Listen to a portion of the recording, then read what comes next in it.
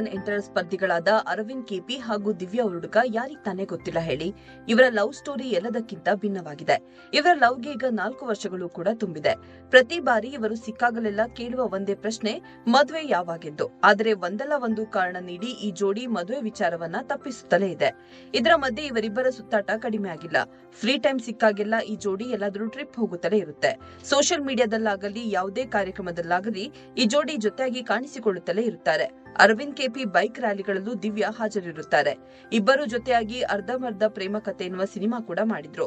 ದಿವ್ಯಾ ಉರುಡುಗ ಸದ್ಯ ಕಲರ್ಸ್ ಕನ್ನಡದಲ್ಲಿ ಪ್ರಸಾರವಾಗುತ್ತಿರುವ ನಿನಗಾಗಿ ಧಾರಾವಾಹಿಯಲ್ಲಿ ಸೂಪರ್ ಸ್ಟಾರ್ ರಚನಾ ಆಗಿ ಅಭಿನಯಿಸುತ್ತಿದ್ದಾರೆ. ಇನ್ನು ಅರವಿಂದ್ ಕೆಪಿ ಸದ್ಯ ಬೈಕ್ ರ್ಯಾಲಿಗಳಲ್ಲೇ ಬ್ಯುಸಿಯಾಗಿದ್ದಾರೆ.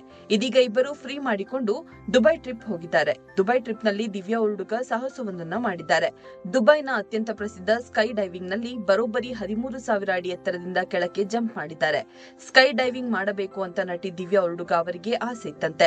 ಕೊನೆಗೂ ಅದನ್ನ ಈಡೇರಿಸಿಕೊಂಡಿದ್ದಾರೆ. ಈ ವಿಡಿಯೋವನ್ನ ನಟಿ ತಮ್ಮ ಇನ್ಸ್ಟಾ ಖಾತೆಯಲ್ಲಿ ಶೇರ್ ಮಾಡಿಕೊಂಡಿದ್ದಾರೆ. ಇದನ್ನ ಪದಗಳಲ್ಲಿ ಹೇಳಲು ಸಾಧ್ಯವಿಲ್ಲ. ಇದೊಂದು ಭಯಾನಕ ಆನಂದ. ಇದನ್ನ ಮತ್ತೆ ಮಾಡುವ ಅವಕಾಶವನ್ನ ಎಂದಿಗೂ ಕಳೆದುಕೊಳ್ಳುವುದಿಲ್ಲ. ನಾನು 13,000 ಅಡಿಗಳಿಂದ ಜಿಗಿದಿದ್ದೇನೆ ಎಂದು ದಿವ್ಯಾ ಬರೆದುಕೊಂಡಿದ್ದಾರೆ.